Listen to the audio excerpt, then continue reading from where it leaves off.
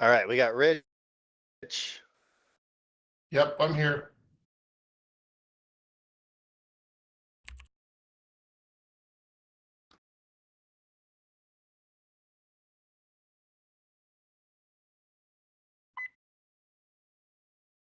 Brian, can you hear me, buddy? Absolutely. Nice, and no echo. Well done.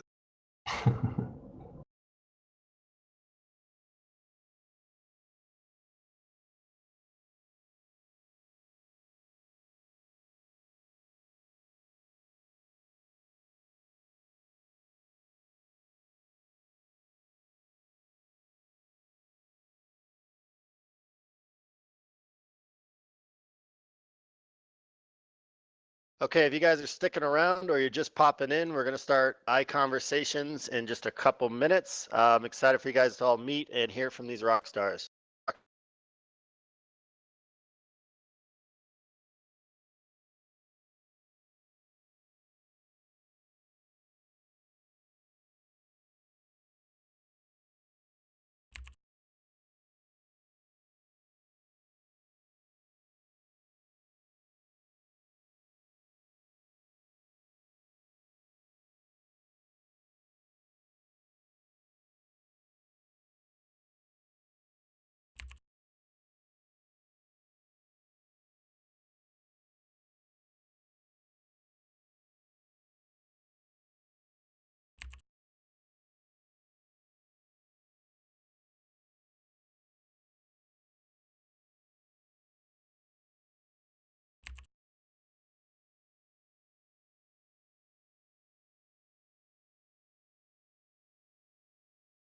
Good morning.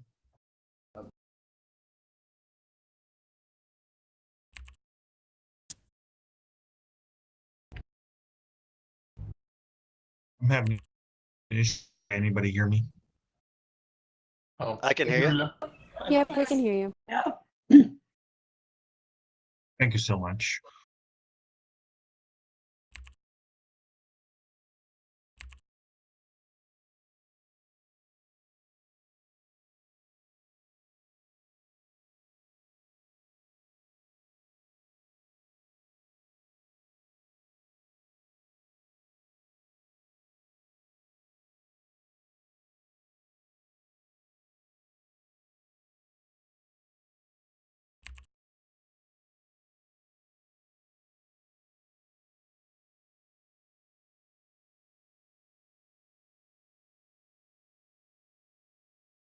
All right, if you guys will just stand by, we're waiting on one more icon.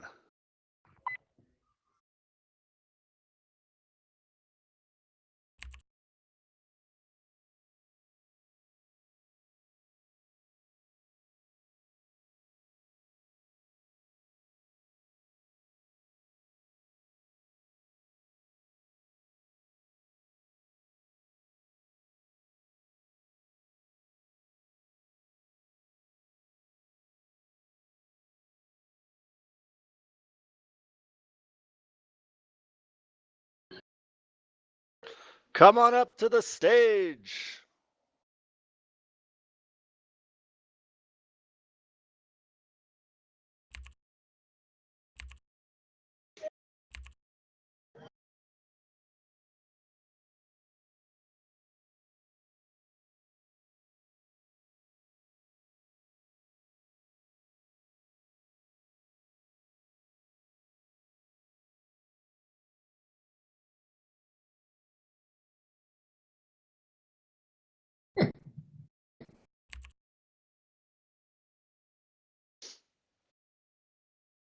All right, maybe we should get started without him, guys.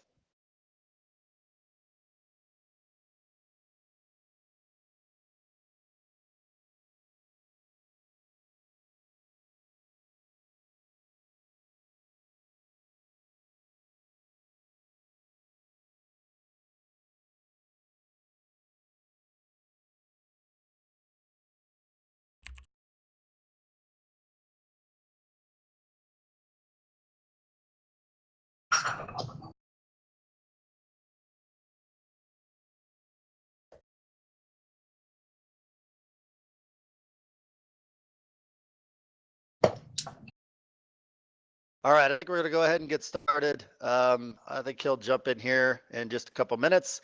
So quick introduction. This is ICONversations. Thank you all for being here. I appreciate you joining us. Hopefully you guys can glean something out of today's conversations with these rock stars, these icons, these gentlemen that are top producers in our markets or in their markets. Real quickly, I'll give you my elevator speech. I'm up here because I've been an icon with eXp Realty 4 times. Pretty excited about that. I just checked my stock value over the last 4 years, and I got to admit, I'm not mad with what I've seen and what I've been able to do with eXp Realty. So I'm excited to welcome these gentlemen up here. We've got Rich Patron from Colorado. Welcome, Rich. Well, thanks. Brian Ernst from Illinois. And did I say your last name right? That's it. Yep. And then we're going to have one more join us, Marine, whenever he jumps in. But I wanted to get started. Could you guys give us real quick, and we'll start with you, Rich. Could you give us your background a little bit with eXp, how long you've been here, and most importantly, why you chose eXp and why you stick around? Well, I had my own business, and what we did is we closed our business to join eXp in November. And one of the big reasons, I believe, for me was that the technology. You know, at my smaller company, I couldn't really compete with the technology that they have, and also I saw the quality of agents they were attracting, and also the revenue share looked pretty good too, and the stock options. All right. And how long you been in real estate when you came over? 38 years. So just I a started minute when or I was two. 12. No, I'm kidding. Fantastic. And how about yourself, Brian? I've been in real estate for 16 years. Closed well over 1,000 deals. Since 2015, I've closed 565 deals. Joined eXp January 2018, and really the reason, so many reasons. I mean, to come over to eXp. Really, I run a real estate business, and this is much more conducive to me running my real estate business. And what I love most about eXp is the massive opportunities. I teach for the university agent faculty. I'm a certified mentor. I love the opportunities with eXp. There are just so many different things going on, and I can run my real estate business, and I can, help in other ways too. I love that. Fantastic. I think a lot of people see the extra value. Let's talk about becoming an icon. What do you contribute to your icon success? How'd you do it? How long did it take? And Rich, you said you came over in November, so you've reached icon status very quickly. I think I can't remember if it was August or September. My memory doesn't work that well anymore. But anyway, August or September. But I believe it's because I have a business plan. I have a coach that's accountable, and but I really stick to my business plan, and I follow it, and put my goals in front of me every day. Fantastic. Sounds like you have a little bit of structure to your business, which I hear is difficult in real estate to maintain and then follow, long term. Yeah. It's as long as you have good people around you and a good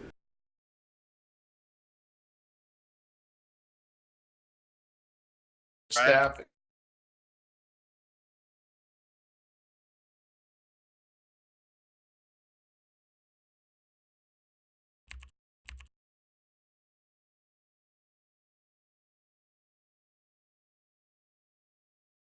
You guys were cutting out. Oh yeah, don't hear nobody.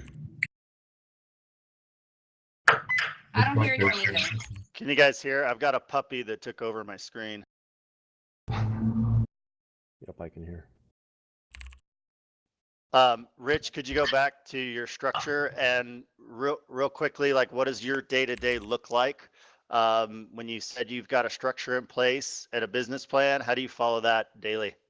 What I do is I make sure that, I try to get in the morning, I do my spiritual thing, and get my mind ready for the day. And I'll do exercise, and then I'll walk in the office. I like to get in my office by about 9 o'clock so I can start prospecting around 9. And my morning is usually 9 to 11 for prospecting. And then, return calls afterwards. And then I'll do, in the afternoon, I set up another time block for prospecting if I don't have any appointments. But typically the afternoon set up for preparing for appointments and going on appointments. And pretty much it's pretty simple. So you found a plan, you follow it with structure. How about yourself, Brian? Talk a little bit about how you became an icon, how long it took you to do it, and then tell us about your structure in your day. I was already on the production level of the icon when I came over to EXP. I don't know that I did anything different when I was at EXP on that side of it. What else? What did you want to know? What else do you want to know? Well, how much structure do you have in your business? Are you a time blocker? What do you do? Yeah, actually, I have a workplace group called Icon Agent Brian Earns Free Trainings. I did a video on how I schedule in that workplace group. Anybody wants to check it out? Just free training videos that I offer to people. I'm fairly regimented on my schedule. I like to think so. Everybody has a different opinion on that one, but usually every hour of my day, every half an hour of my day, every half an hour of my day. So it is. I run a coaching and training business. I run a real estate team. I teach in the EXP world. I've got several books that I'm writing on. Just published a book a couple weeks ago. Became a #1 international best-selling book. So got a lot of different things going on. So I got to make sure everything's time blocked out. Great book, Brian. Thanks.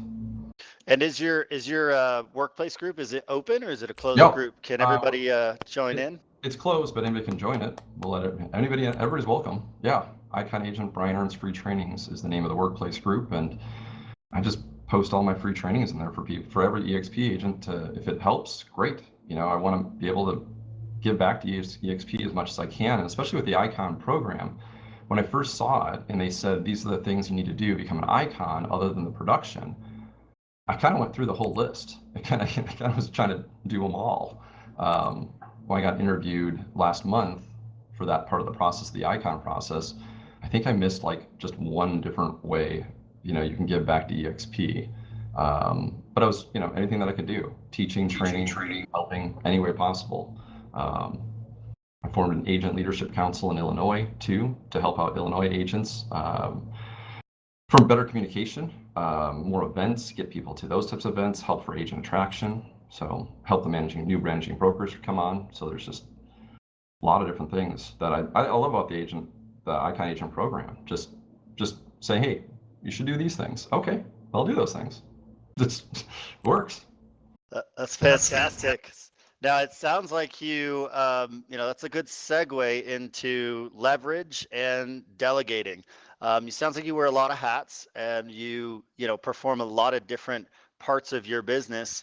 What do you use to delegate, and how do you leverage that your kind of time?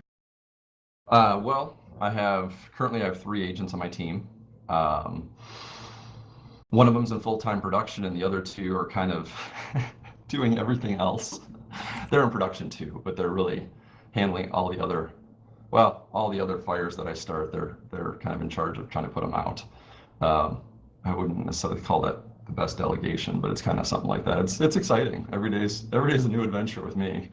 We always have new challenges, new problems, and there's always interesting outcomes from all the things that we get into that are just fascinating. So sometimes we make a wrong turn and then we learn just massively from making a wrong turn. Sometimes we make a right turn and we find new success. And every day it's just a new adventure. So I really appreciate my team, Nikki, John, and Lynn. Some of them are in the room now, and I really appreciate all their help in supporting me so that I can be here and give back to everybody else. Okay, and then Rich, tell us a little bit about how you delegate. Do you have a team? Do you have, how do you leverage people, your time? What's important to you? Being 38 years in, you've got to be able to figure out something. Yeah, you would think, right? But no, I delegate pretty much everything. I call it the Ronald Reagan School of Real Estate. I delegate. I have my wife as our admin, and she's pretty much the brains of the operation. She has an assistant that helps her, Then we outsource the transaction management. So pretty much my job is to generate business. So I prospect, I go on appointments, list houses, sell them, go on, just and repeat it. That's pretty much what I do. Negotiate the contracts and take care of that. But all the little everyday little things I stay out of. And then we have a social media lady that works on all our Facebook and our website and stuff. I stay away from most of that and just focus on selling real estate.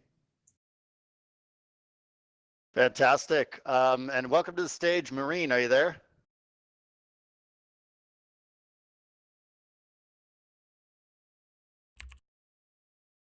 Can you hear me, bud? Are you there?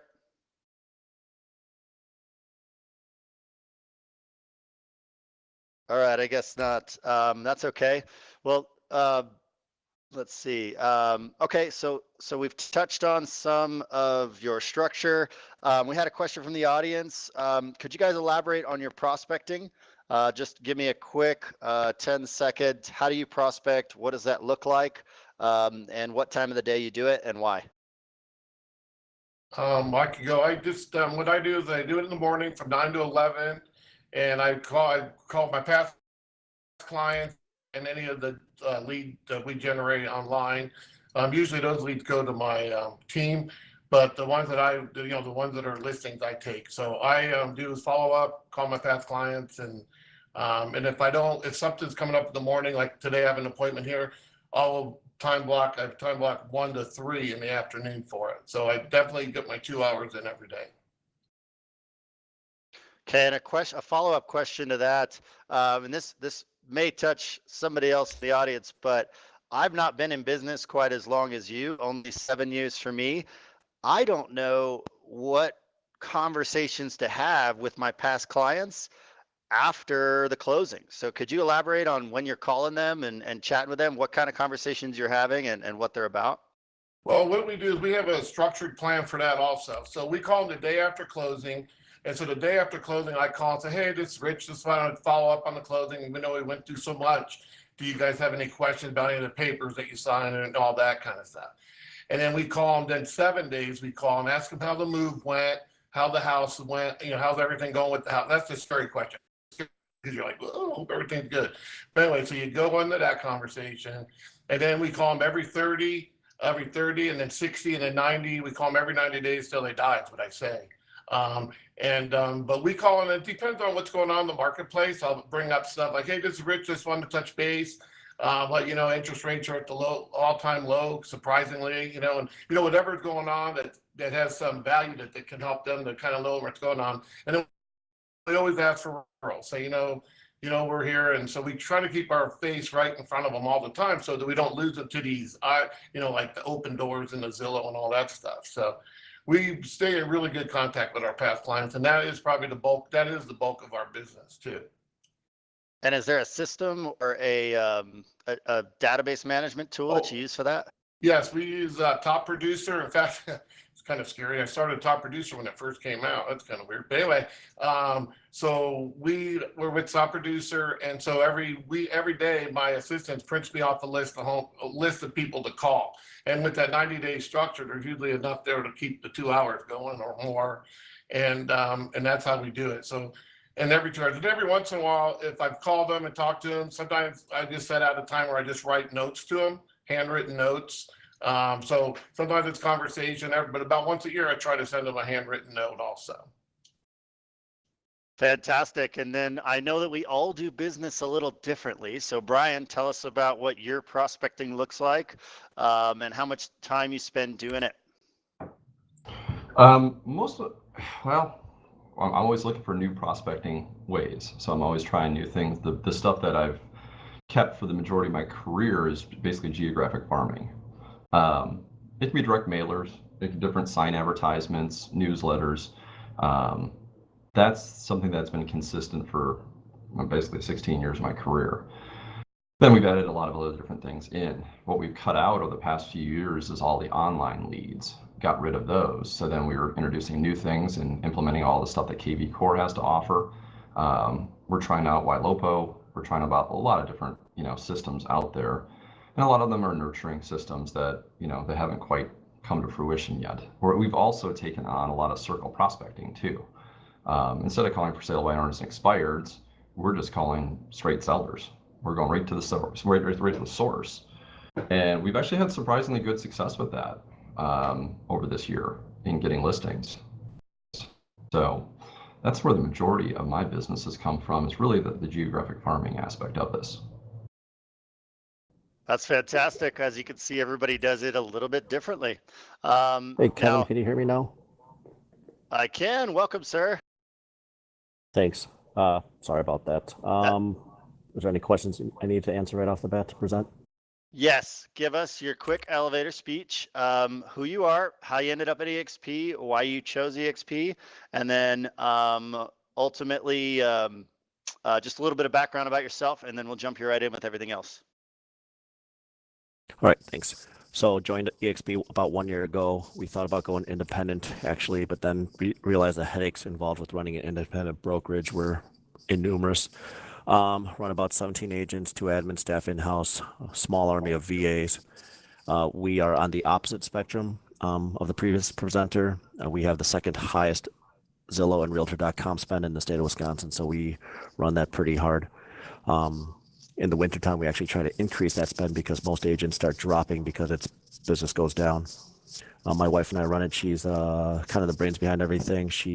I would compare her lead generation with anybody in the country. We also coach with Club Wealth, which is a national coaching real estate company. Been in the business only about 4 years, and then still opening up a mortgage company as well, and looking for a joint venture with a title company for ancillary services. So that's the gist of it.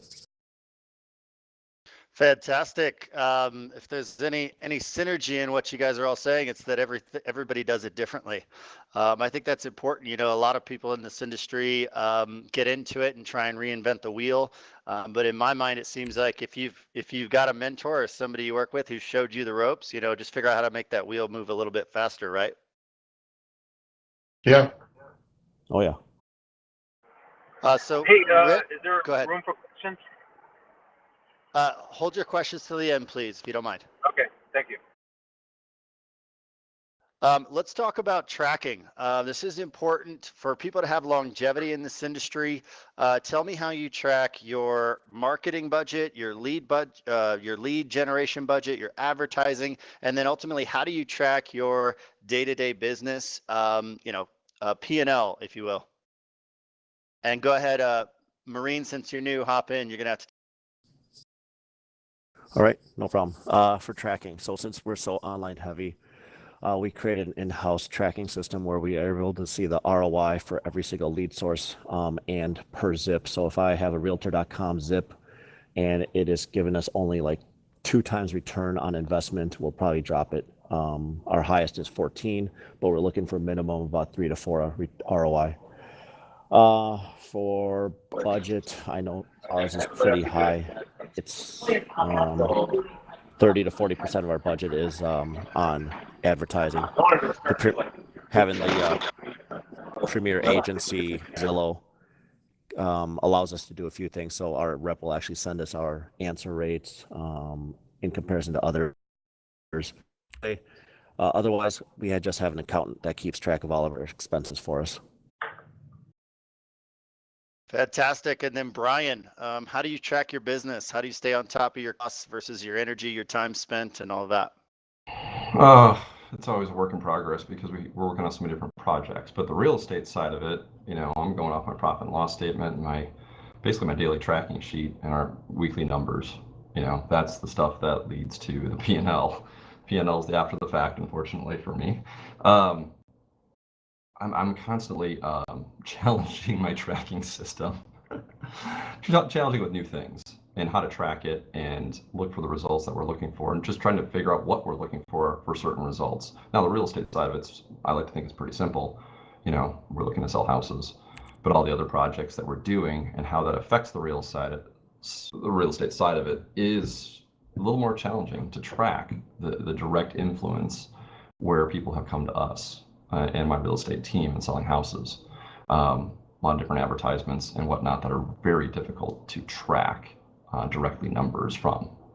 So that's always a constant challenge. So it's a lot of conversations with people to see if they've seen different things in different places, to see if it's influenced them or not, because it's always a combination of things that gets us in front of people. I don't know if that was helpful or not. That was very helpful. I think there's plenty of people in the room that can benefit from that. Rich, how do you track your business? Lead gen, marketing, advertising. Where's all the money go? Well, we do. We are in the coaching with Tom Ferry, and he's got a site called the Loom that has a very good tracking system in it. And also, that's where we put our business plan, our goals, and all that. We can track everything there, and that's one way we track it. And then my wife does it on Excel spreadsheet still because she likes the paper. So we do that, and then I have my own. And personally, what I track for myself every day is I track my conversations, my appointments, listing taken, listing sold. I track those every single day separately from the rest. But then all that falls into the other tracking systems also.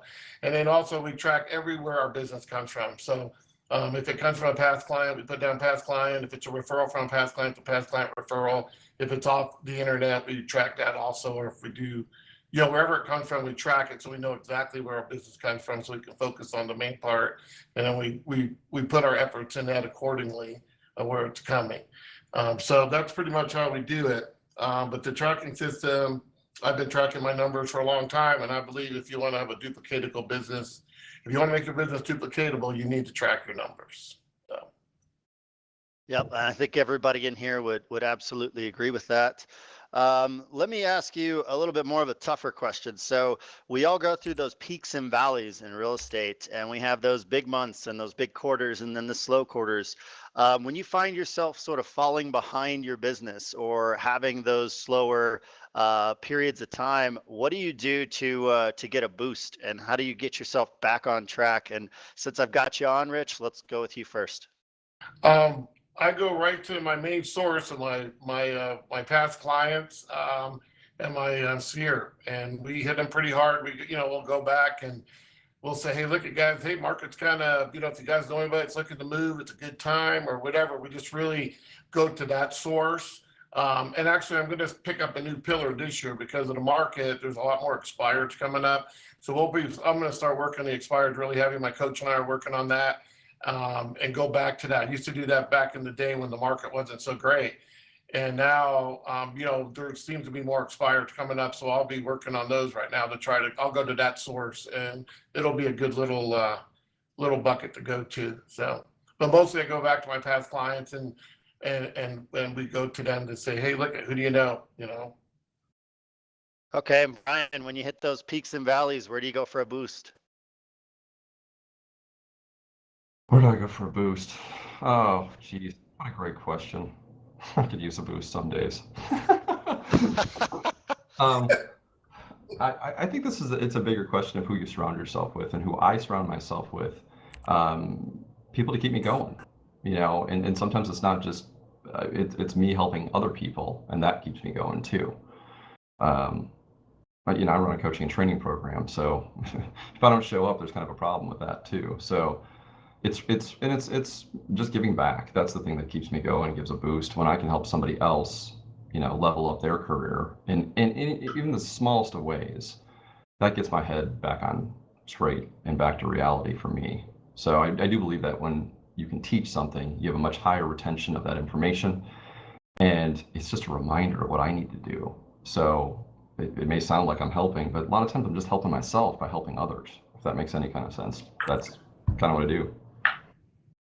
That makes a lot of sense. Maureen, tell us about after your big months, you have the slow months, or your big quarters, you got the slow times. I mean, how do you manage, and how do you find yourself a boost? Sure. The mindset's great. Let me give 2 actual actionable, implementable things everybody in this audience can do to increase it during the winter months. So everybody says keep calling to make money. So who do you call? So here's the first one I want people to give it a shot. So FSBOs. Yes, FSBOs are not going to list with you. It's a long-term nurture to get those FSBOs to list with you. So put your foot in the door. You make money right away. So a lot of these guys do have quite a bit of cash and are able to maybe purchase a home without selling. That's probably why they're doing FSBO. So ask them, instead of trying to list their home, ask them if they have a buyer agent yet. Typically they don't. So I have my buyer agents on my team prospect these FSBOs and see if they're able to get a payment or see what criteria they have for the purchase side. Flip side is once they get a relationship, when the FSBO is unable to sell by themselves, the first call that they're going to do is they're going to call you. So that's the first thing I would advise for an actual actionable step. Number two is if your database has, a decent number, you depending on your CRM, you should be able to send a mass email to them. What works for us is the sneak peek. The sneak peek email is any home that you think might be hitting the market. Maybe you have a pocket listing. Maybe you have a bead on a friend or family member that has a home that is going to be selling sometime soon in the next 6 months. You create one photo of that listing and send out to anybody in your database that matches potentially buying that home. If your CRM is any good, you'll have it where it's tagged in a certain way where that sneak peek home will only go towards the people in your database that are actually looking at a home with fitting that criteria. That answer rate is enormous for our team. People answer it and they get lots of responses, even if it's just an email. And if you're really desperate, you can send out the "Are you still looking?" in whatever city you are. We just sent that out this morning and last morning, and the response rate is huge. They don't realize it's a mass email, and they start responding and telling you what they're really looking for, and then that warms up that lead immensely. So try those 3 actionable steps during the cold months. Fantastic. I love the actionability there. I'm taking notes for myself, just so you guys know. I've got a great database, but I have no idea how to use it. And that's a tool that I think we could all dig back into after a few years in the business or just a good number of sales. So I'm gonna go back to you. We all have a why. And what is your why in real estate? And what is your why day to day? Okay, so almost everybody here will say my family. That's my why. So gonna sound a little bit brutal, but it's kind of BS. If it's truly your why, you would have done it already. It'd already be done. You'd be accomplished. You'd be successful. So what they advise us in our coaching company is to dig deeper. What scares the hell out of you? What makes you really terrified? What puts that pit in your stomach? So delving deeper into that why. So going personal, I remember still 9 years old, walking downstairs, seeing my parents crying because they had no money left in the bank, nothing. That pit that was developed in my stomach at 9 years of age still is there 30 years from now. And I never want to feel that again. So that means, oh, I'm going to go pick up the phone and get an appointment. So it never, ever happens again. That's what works for me.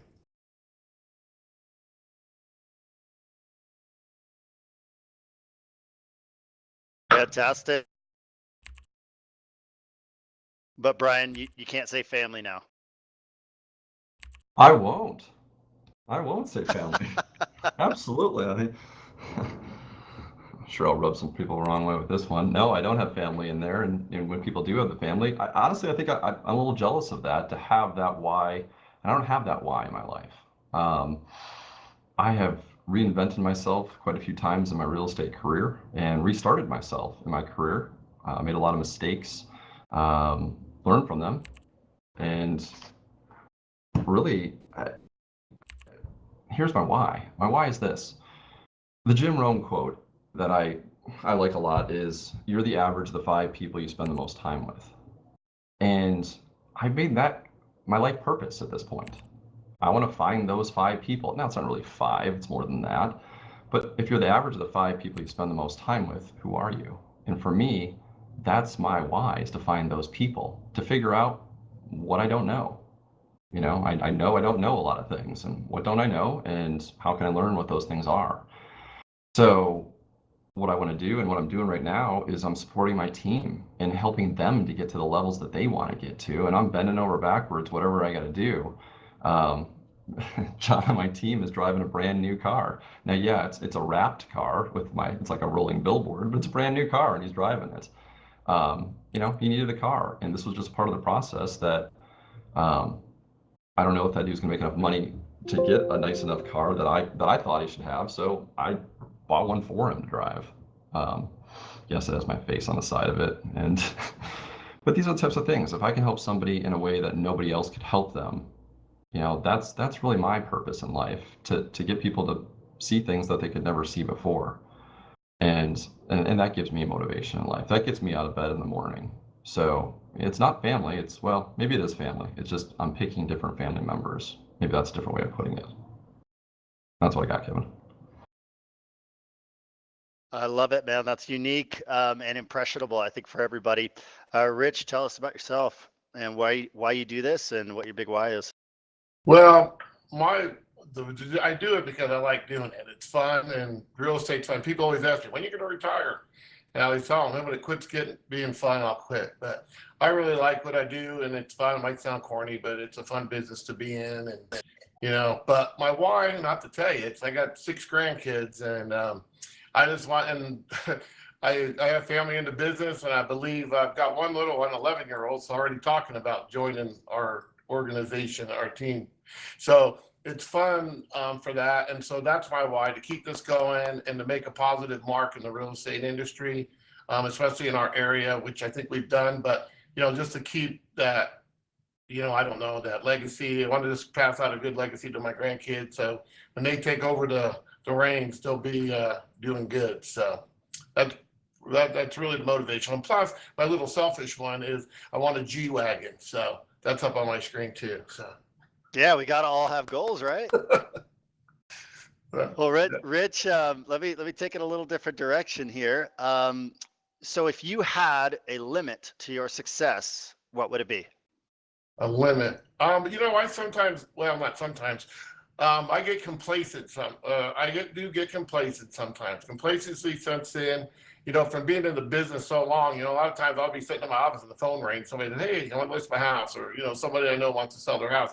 So sometimes you get a little complacent. So that's probably my biggest thing I have to work on a lot, is not being so complacent. You have a good month and there's money sitting there, and you just gotta focus on.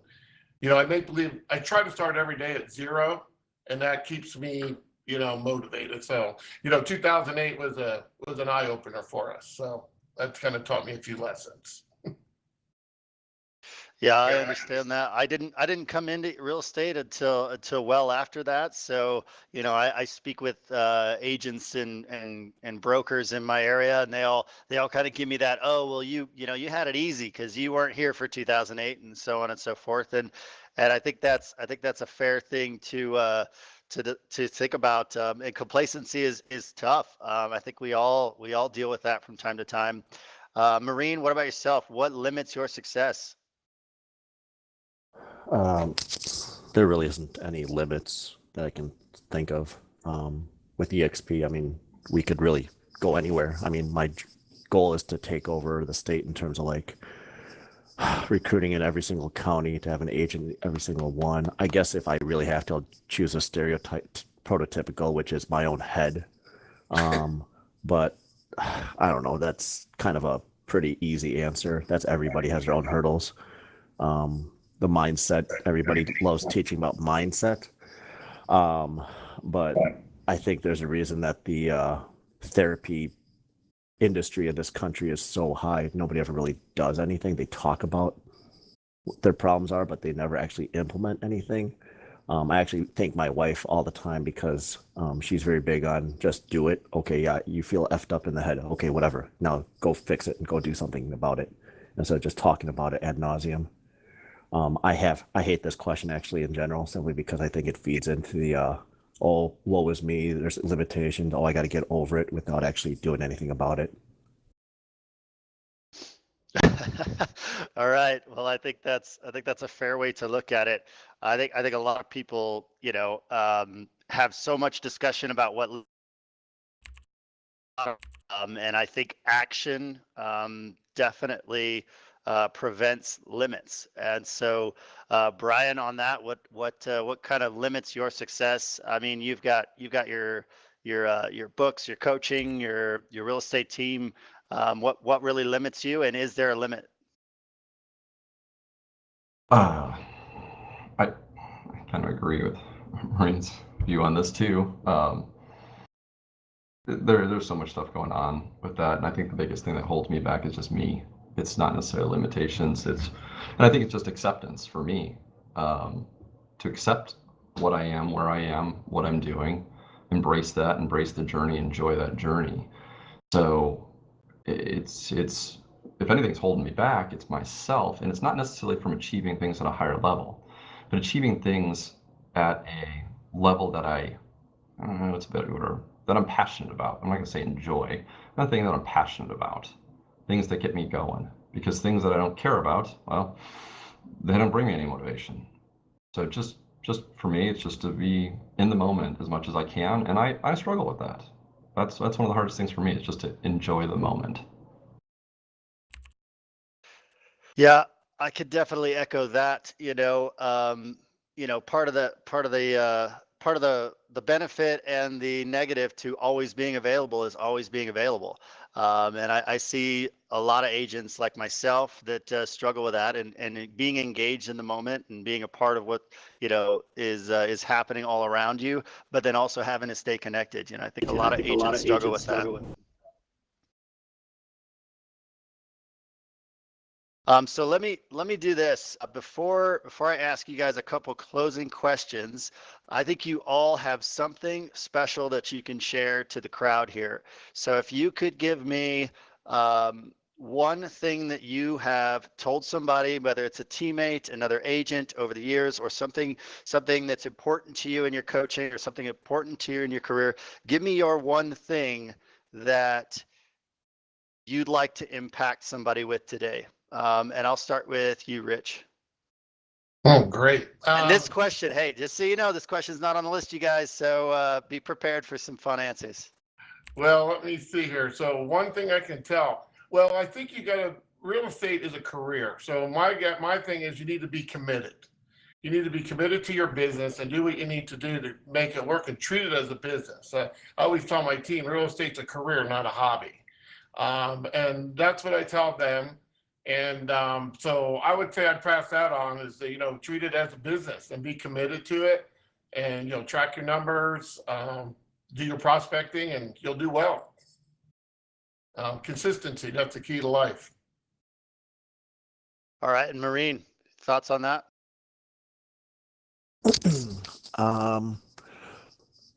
Yeah, I guess fine. Treating it as a full-time job, yes, 40 hours a week. I think a lot of people either let their family take advantage of that or they don't. So that's a big challenge for a lot of my agents. They suddenly become the easy babysitter because you don't really have a 9-to-5 job anymore. Annoying thing. So there's going to be my own personal hurt locker. Can you please stay off of arguing on LCA or Real Closers or any of those forums? Just contribute instead of trying to make yourself look a lot better. The amount of time that I think anybody spends on that is just enormous, and a complete waste of time in general, when you could pick up the phone or write a thank you card or repeat. Heck, I'd even rather you have door knocking than do any of that garbage. I'm not a big fan of door knocking, but that's at least try to be productive. Okay, and Brian, something you've done or said, or a little tidbit you could give us that you think somebody from the audience could glean from, something impactful that either someone said to you or you've been able to help somebody with in their career? I'm going to go with a Mike Murdoch quote, and he said, "Pay any price to stay in the presence of extraordinary people. Pay any price to stay in the presence of extraordinary people." And who are those people in real estate? If whoever, everybody here, whoever those people are, follow them, figure out what that is, ask them questions, get connected, surround yourself with those people so that you can learn. People ask me, how do I do what I do? Well, I wrote a book, and at EXPCon, I shipped 4 huge boxes of books out there, and people are saying, "Oh, how much is the book?" I'm like, it's free if you'll read it. Just giving them away. If anybody wants my book, and if everybody can track me down, I'm sure I have copies on me. I just want people to give people information. If they want it bad enough, I will give it to them. So my takeaway for everybody here, if I can give everybody one piece of advice, is to stay in the presence of extraordinary people. And that includes, there's just so much stuff with EXP that you can do that with versus other companies. Every single week, there's so much stuff out there that you can do. I have bite-sized chunks of trainings on my workplace group. Here's a video, here's a free video. This was a question somebody asked me. Here's an hour explanation of this. Or, just stay in the presence of people. Find who you like, find who's doing what you want to do, and connect with them and connect with what they do and learn. Kind of my mission in life too, to be around that too. What I got. Well, I think that's a good segue into where I'd like to take the conversation next. A big part of being an icon with eXp Realty, aside from the stock, is giving back. And it sounds like it's an important part of your business and your life is giving back to agents, team members. How do you do that? How do you give back to other agents and help them, build them up, get rooted? You do a lot of coaching. Can you talk a little bit about that?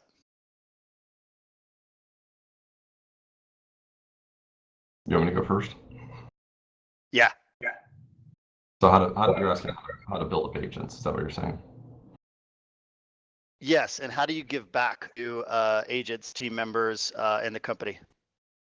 Well, some of the stuff I've shown before, I teach on the university, eXp University agent faculty. I teach listing presentations every Tuesday in this auditorium, 1 p.m. Central Time. I'm just going to say 1 p.m. Central Time because that's what time I'm on.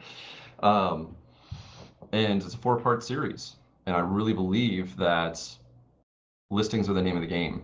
They take as little as a third of the time that it takes to handle a buyer. You can control your career so much more, scheduling, and learning how to do that actual listing presentation is so crucial. Lead generation is obviously crucial so you can get on those appointments, but making sure you can convert that into a saleable listing. It's just something I'm real passionate about. I want to see more EXP signs up in the world here for sale signs with EXP on it than any other sign out there. I want to see that, and I believe that is totally possible, and I want to contribute to that. And I want to make sure I can help in any way, shape, or form. And that's why I keep trying to give back as much as I can, because it helps all of us. It helps our career, our reputation. I mean, I joined Remax 16 years ago because it was the #1 company out there. I was just I was riding on the coattails of that. And I believe EXP can be bigger than any company's ever been. And I want to be a part of that ride. So I want to help as much as I can. And that's why I said I'm putting free trainings out there. I'd love it if you guys need listing presentation training. If you are not converting, if you've done this for years or done this for days, check it out, see if I can help. Tuesdays in this auditorium here, 1 p.m. Central Time. Fantastic. And Maureen, tell us about, how do you build up people? I'm sorry. How do you give back? How do you build up, your teammates, how do you give back to the company? How do you, add that cultural requirement as being an icon? Sure. I'll start from the top down. So for a while there, we actually just pulled back for a lot of political BS, but we did a lot of orphan hosting from Eastern Europe. So and I'm going to plug this for everybody out there because it's a really great cause if you can find something similar. In Eastern Europe, like Ukraine, that's one of the countries. Kyrgyzstan, at 16 is when kids age out of the orphanage. So problem is it's twice a year, and all the pimps and drug dealers actually know exactly the same date when they do age out.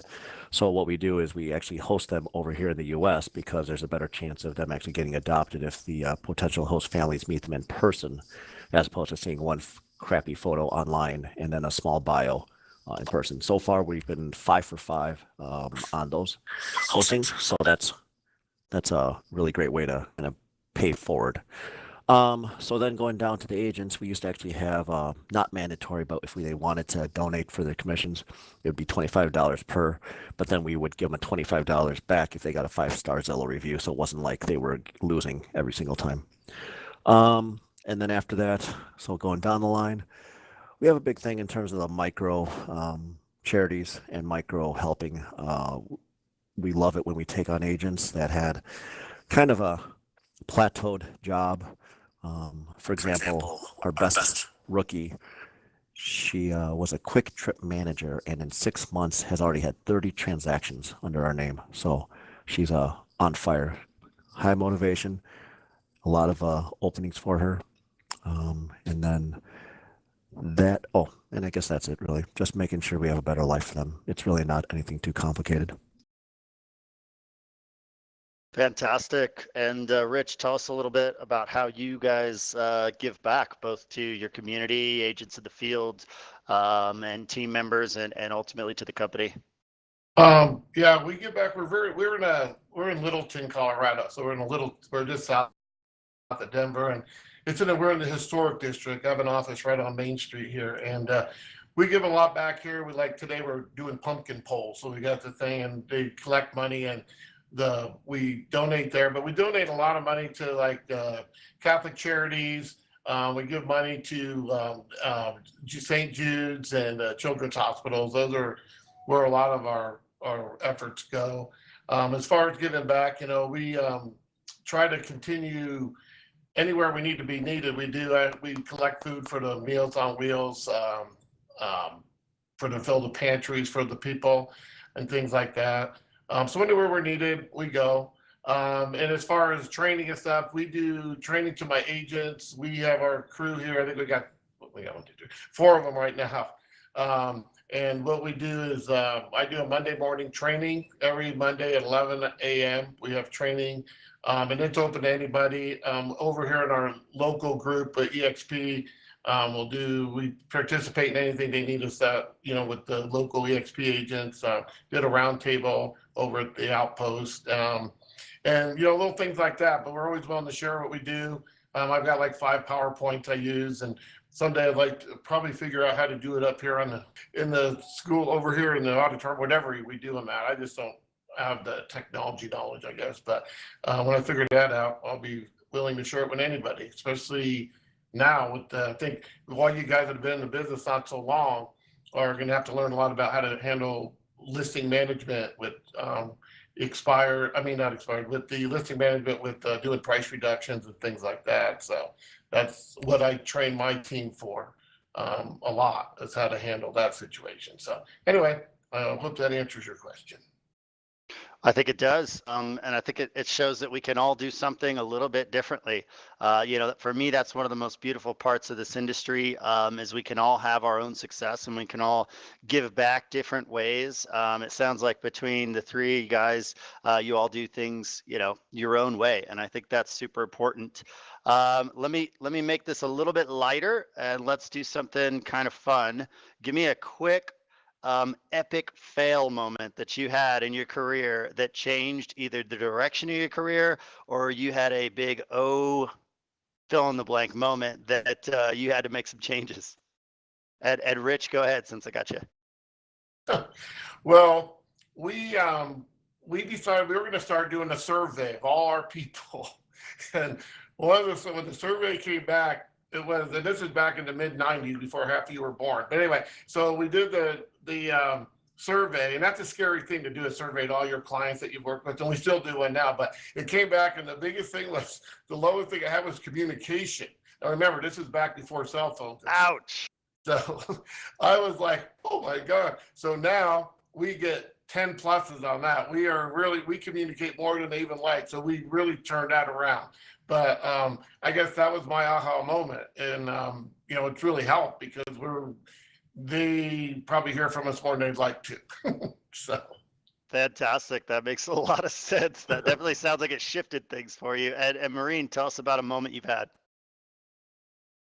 This is more of a, I guess, management side. Last year was a really interesting year on the business side, where my almost entire administrative staff walked out on me in one day, creating a ton of chaos. So it was really great. But I realized it was on me because I didn't quite manage the way I should have. I should have seen that it was a bad fit, I don't know, an hour into their employment, but held on for months.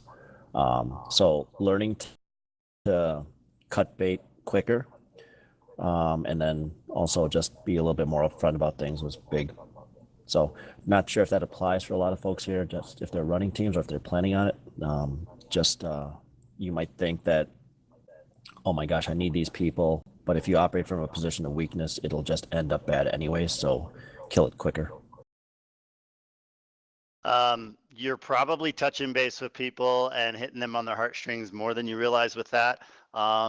It's difficult. I started a team only in the last year, and some of the successes and failures I've had, some of the failures I've had regard that exact point. I thought I needed somebody, or I thought that they had to stick around, or I thought that, the numbers are going to get me there. But ultimately, I think you made a really good point, which is, cut it off sooner before it sort of plagues everybody.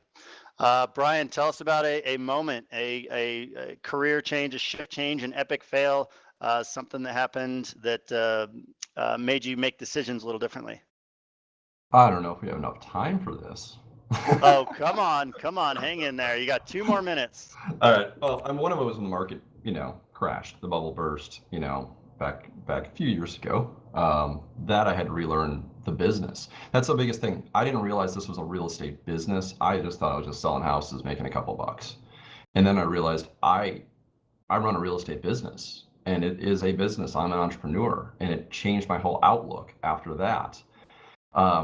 When I started to grow my team about 3 years ago, that was a whole different realization too, and how much this is a business. So in my trainings at EXP World, I always like to remind people that if anybody asks you what you do for a living, please don't tell them you're a real estate agent, you're a realtor, you're in real estate. Tell them this: I run a real estate business.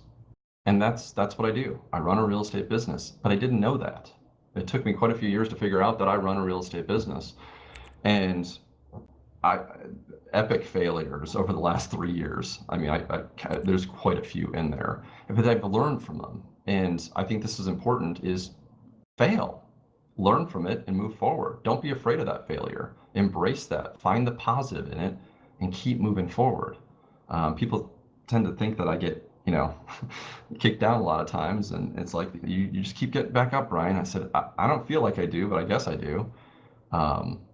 But that's so important to learn from that, find that positive in that failure, learn from that failure, teach somebody that failure that you went through so you can help them in that process, and reinforces everything that is. But embrace the failure. Man, I absolutely love that. My notes look great. I have this huge, I just highlighted it, circled it, changed colors on my iPad, and it is, what do I do day to day? I now have a better response. I run a real estate business. I love it, man. I think that's powerful. All right, guys, we are at the half-hour mark. I did get a couple quick questions, and so I'll let any of the 3 of you answer this one, and I think it may touch some people in the room.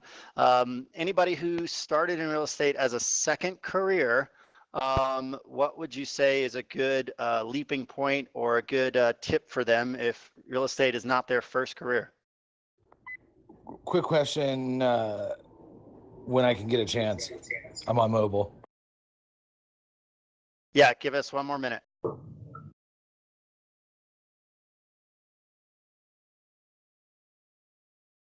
I guess I'll jump in on that one.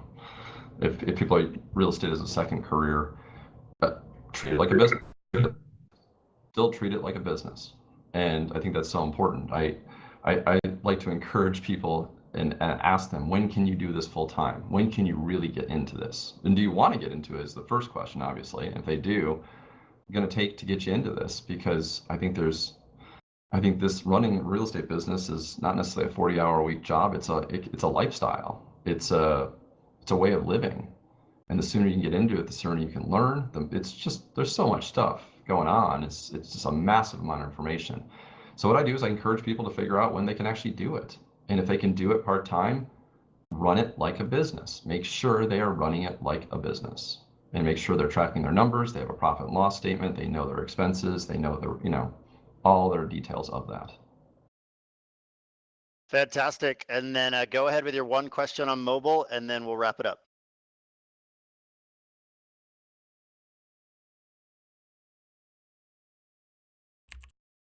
David Brown, I think that's you.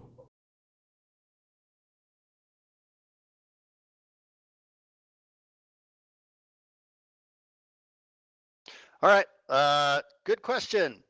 Just kidding. Let me go ahead and wrap it up here. I know all of your time is valuable. I really, really, really appreciate you guys coming in today, having this I'm here for the conversation with us. question. Wait, is he got his question or no? Yes, I do. I just didn't hear you say that. Sorry. Go ahead. So I've been with EXP for a year, only selling real estate for a year. I've done about $3 million worth of sales since I've been in here, but I'm going into the winter months. I do a lot of door knocking.